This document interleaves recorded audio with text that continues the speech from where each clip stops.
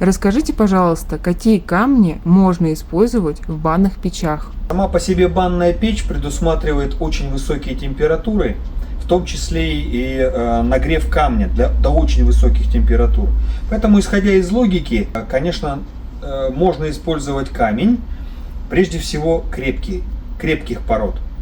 Как правило, это породы вулканические, которые прошли большую уже степень нагрева в процессе образования. Они чистые, из них выгорели по большей части все вредные вещества. Это породы очень крепкие. Например, кварцит малиновый, колотый, обвалованный, талькохлорид, жадеид, обвалованный, колотый, белый кварц.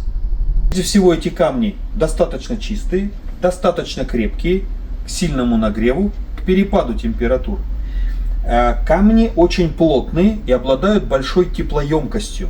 То есть в маленьком объеме они способны весить достаточно много, гораздо больше, чем другие породы. Соответственно, накапливают тепло, при подаче на них воды преобразуют его в пар. Во многих печах используется банных, в том числе эффект большого теплового накопления для так называемой русской бани. Тяжелые печи с большим запасом, с большой закладкой камня.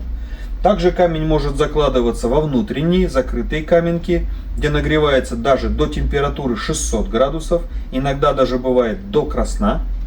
Поэтому прочность породы имеет большое значение. В некоторых случаях может закладываться во внутреннюю каменку чугунные какие-то материалы, шишки, пирамидки, им подобные, шары какие-то чугунные, тоже могут частично использоваться для закладки во внутренние каменки печей. На нашем канале вы найдете много полезных видео. Обязательно подписывайтесь и приходите к нам в магазин. С вами был торговый дом Прометей.